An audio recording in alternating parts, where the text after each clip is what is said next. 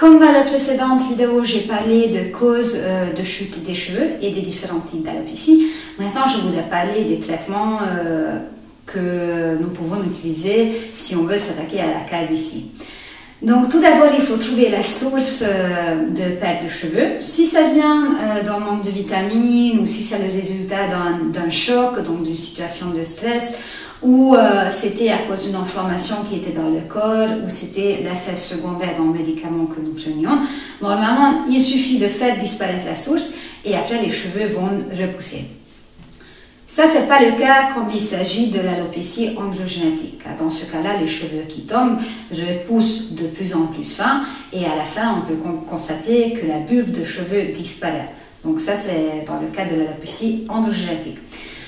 Ça peut commencer dès l'âge de 18 ans, comme j'ai déjà dit, et sur le marché, il y a des médicaments. Donc, on dit qu'il faut commencer tôt, car ces médicaments ne peuvent pas arrêter ce processus, peuvent seulement ralentir.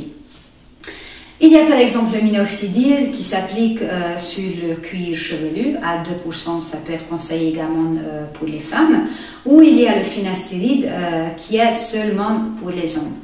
Le problème avec ces médicaments, comme j'ai dit, qu'ils ne s'attaquent pas à la cause de calvitie, mais c'est seulement des traitements qui, une fois qu'on les arrête, les cheveux ne vont pas repousser. En plus, avec le finastéride, donc qui est absolument pas, donc c'est interdit pour les femmes, donc ça je dis ça pour les hommes.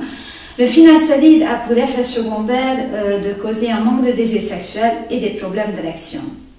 Je ne suis pas un homme, mais je peux comprendre que ça soit quand même embêtant et que personne ne veuille ça. Donc la seule solution, on y est arrivé maintenant, la solution naturelle et durable qui s'offre, ça c'est le greffe de cheveux. Car avec le greffe de cheveux, nous enlèvons les cheveux qui ne sont pas sensibles à l'hormone DHT, donc qui est responsable de la perte de cheveux, et nous mettons de la zone donneuse chez ces cheveux, sur cette partie ici, donc la partie que le patient désire remplir de ses cheveux comme c'était avant. Donc il regagne ses propres cheveux avec ses propres cheveux. Donc ça c'est une solution naturelle et durable.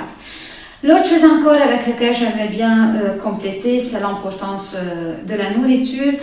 Si nous choisissons un traitement avec des médicaments, une greffe de cheveux ou quoi que ce soit, ça ne peut faire que du bien si nous faisons attention à que nous avons assez de vitamines dans notre corps, notamment grâce à des légumes et des fruits crus. C'est important cru car avec le cuisson, la plupart des enzymes et des vitamines disparaissent. Donc, faisons attention à notre nourriture car nous sommes ce qu'on mange et nos cheveux font partie de notre organisme. Donc, mangez bien, faites des exercices pour faire partir le stress, donc qui peut être cause de perdre des cheveux et qui peut aussi ralentir le guérison si vous faites par exemple un greffe de cheveux.